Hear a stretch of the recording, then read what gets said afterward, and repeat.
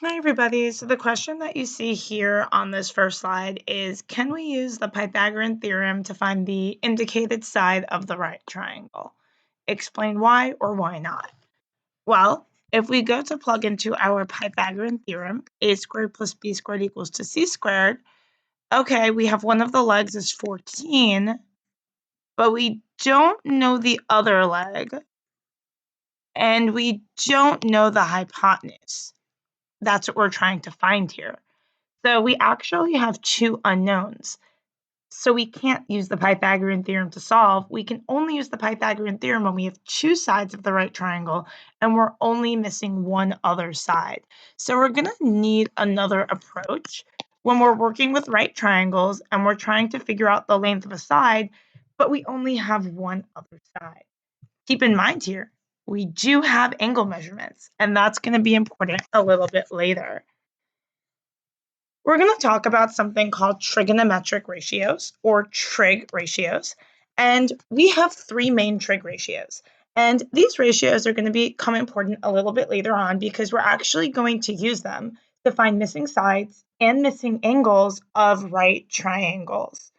So we have sine, and sine is abbreviated usually as SIN. We have cosine, which is usually abbreviated as COS, and we have tangent, which is usually abbreviated as TAN. Now, sine is opposite over hypotenuse, cosine is adjacent over hypotenuse, and tangent is opposite over adjacent. The hypotenuse of any right triangle is always across from the 90-degree angle. But the way that you're going to figure out which is the opposite side and which is the adjacent side depends on the angle that you're focusing on. The angle that you're focusing on will always be written next to the trig function. So over here next to sine, we have angle theta, next to cosine, theta, and next to tangent, theta. Now, for those of you who haven't seen this symbol before, theta just means an unknown angle that we don't know, that we might be trying to find the measurement of. So here we have angle theta, our unknown angle, and that was mentioned to be our focus angle here in this situation. So across from our focus angle is the side that we're going to label as opposite. Since the hypotenuse is always across from the right angle, that leaves this side over here to be the adjacent leg. And adjacent means next to, so it is the side that is next to angle theta. And if you have any confusion about which leg should be adjacent, just remember it can't be the adjacent leg and the hypotenuse at the same time. If it's the hypotenuse, it's the hypotenuse. And by process of elimination, the side that's not the hypotenuse and the side that's not opposite would be the adjacent side, the leftover side.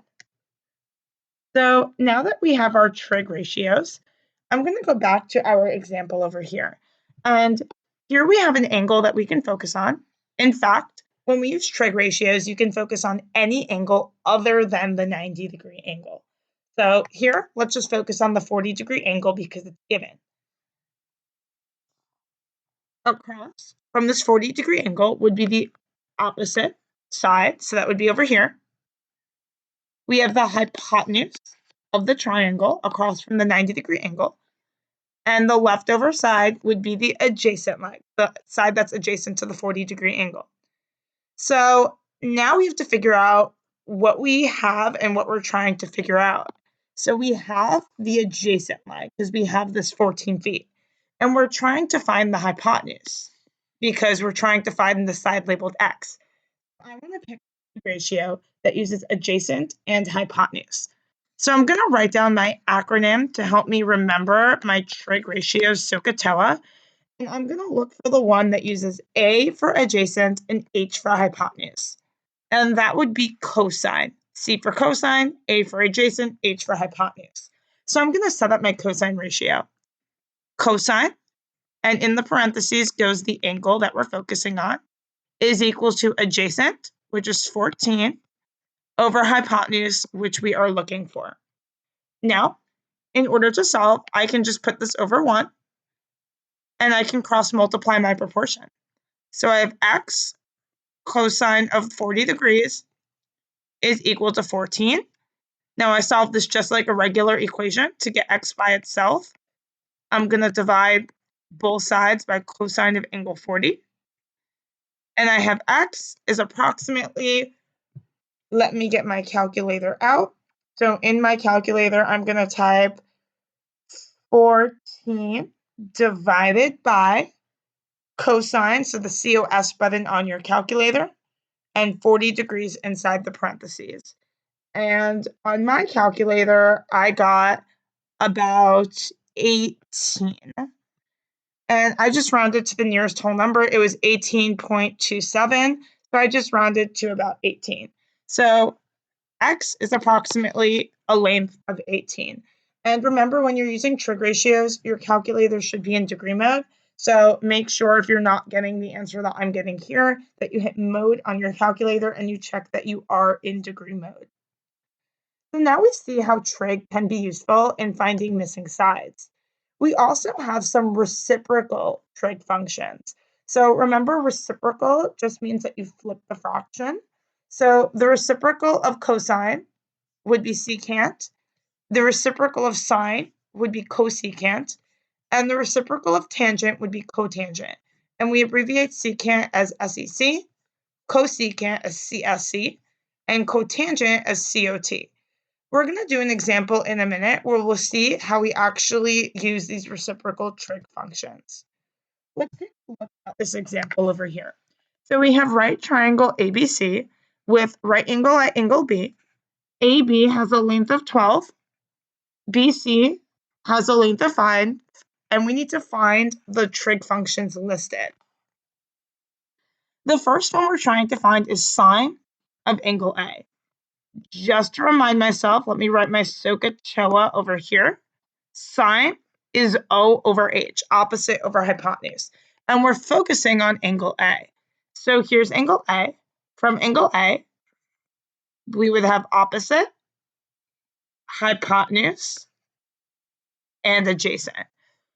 The problem is I don't know what the hypotenuse is, and I need the hypotenuse for my sine ratio. Well, luckily, I know two other sides of the right triangle. I can solve for the missing one using the Pythagorean theorem. I can go 5 squared plus 12 squared, and then that would give me 169. Square root of that is 13. This is also a Pythagorean triple. It's a 5, 12, 13 triangle. So my sine ratio would be opposite leg from angle A, which would be 5, over the hypotenuse, which would be 13. Cosine, since we're still focusing on the same angle A, would be adjacent over hypotenuse. So that would be 12 over 13. And tangent, once again, of angle A, the same focus angle, would be opposite over adjacent. So that would be 5 over 12. Now our focus angle changes to angle C. So our labeling of our triangle is going to have to change a bit. Since I'm focusing on angle C, the 12 would be opposite from angle C. So this side would become adjacent. The hypotenuse always remains the same because in any right triangle, it's always opposite the 90-degree angle. So sine of angle C would be opposite, which is 12, over hypotenuse, which is 13. Cosine of angle C would be adjacent, which is 5, over hypotenuse, which is 13. And tangent of angle C would be opposite, which is 12, over adjacent, which is 5. Now we need cosecant of angle A. Cosecant is the reciprocal of sine. So I want to find my sine of angle A, which was 5 over 13, and I'm just going to take the reciprocal of that. If I flip the fraction, that would be 13 over 5. And that's my cosecant of angle A, the reciprocal of sine of A. Secant is the reciprocal of cosine. So if I want secant of angle A, I'm just going to take the reciprocal of cosine of angle A. So the reciprocal of 12 over 13 would be 13 over 12. And then finally, cotangent is the reciprocal of tangent. Since we're focusing on angle A, let me take the reciprocal of tangent A. So instead of 5 over 12, when we flip that, that would be 12 over 5. That's an example of using the focus angle to label your triangle, setting up your trig ratios. also finding the reciprocal ratios. Okay, moving along. Yolanda is making a springboard to use for gymnastics. She has 8-inch tall springs and wants to form a 16.5-degree angle with the base. To the nearest tenth of an inch, what will be the length of the springboard X? So here we have our focus angle. We have the opposite side, and we're looking for the hypotenuse. Sorry, that was 8. I colored over it. Since we have opposite and we're finding hypotenuse, that would be sine O over H. So sine of 16.5 is equal to opposite over hypotenuse. From here, we can cross multiply, and then let me divide both sides by sine of 16.5 to get the x by itself.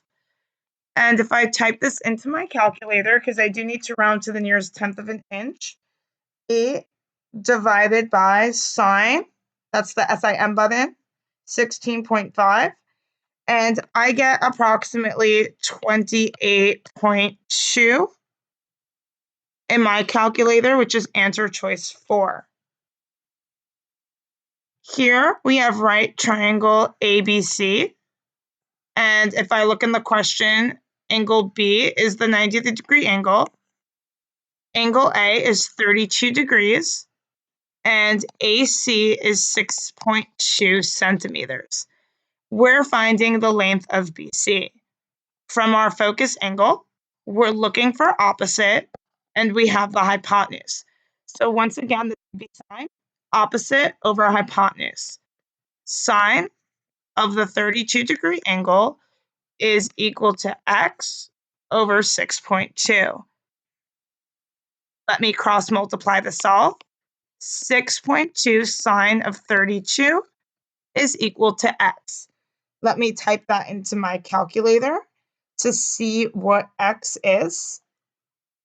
And to the nearest tenth of a centimeter, x is approximately 3.3 centimeters. Okay, if you take a look at this question, we need to find the measure of angle S. So this time we're actually finding an angle. So I'm going to label the angle as theta, which is an unknown angle. You can label it as x, or you can leave it as s, whatever you want. Just understand that we are solving for that angle. And if I take a look at the diagram, here's the opposite side. I don't have anything about that. I do have the hypotenuse, and I do have the adjacent leg. Let me put SOHCAHTOA back here. Since I have adjacent and hypotenuse, that would be cosine A over H. So cosine of the angle I'm finding, I can call it theta, I can call it angle S, either one is fine, is equal to adjacent, which is 60, over hypotenuse, which is 65. We can't just cross multiply here. And the reason for that is the angle that we're solving for is trapped inside of the cosine function. We need to get it out from the parentheses of the cosine by undoing cosine. We need to cancel out cosine. And the way that we cancel out cosine is by using inverse trig. And the inverse of cosine is inverse cosine. Inverse of cosine looks like this. It looks like a little negative first power, but we don't read it like that. We read it as inverse cosine. Now, if I take the inverse cosine of our cosine ratio, since it cancels out cosine, it will give us the angle that made that ratio in the first place. So I'm going to take out my calculator, and I'm going to hit the second button, and then I'm going to hit cosine, and the inverse cosine symbol pops up on my calculator. And in the parentheses, I'm going to put 60 over 65 and hit enter. And the question is asking to the nearest degree. So I see to the nearest degree, it's approximately 23 degrees. Now, anytime you are solving for an angle using trig, inverse trig is how you are going to solve your trig ratio once it is set up. So if you're solving for a side, cross multiplication. If you're solving for an angle, you're going to solve using inverse trig. Let's do another example. So here we have right triangle ABC, and it's telling me that the hypotenuse is AB. So let me label the hypotenuse as AB. So C would be the right angle. So the hypotenuse has a length of 26 centimeters, and BC has a length of 17.6 centimeters. This is the measure of angle B to the nearest degree. So angle B is what I'm solving for, so that's going to be my focus angle. So here would be opposite, hypotenuse, and adjacent. So I'm looking for a trig ratio that uses adjacent and hypotenuse because that's what I have information about. And if I write down SOHCAHTOA, that would be cosine, adjacent, and hypotenuse. So let me set up my cosine ratio. Cosine of the angle that I'm looking for is equal to adjacent over hypotenuse. So remember, since the angle is trapped inside of the cosine, we need to undo it using inverse trig. So the inverse of cosine is inverse cosine. And if I take inverse cosine of our cosine ratio, since it will cancel cosine out, it will give us the angle that we're looking for. So on my calculator, once again, I'm going to hit second, cosine button, 17.6 divided by 26. And I'm going to hit enter. And it says to round to the nearest degree. And on my calculator, I got approximately 47 degrees because it's 47.39. So that's approximately 47.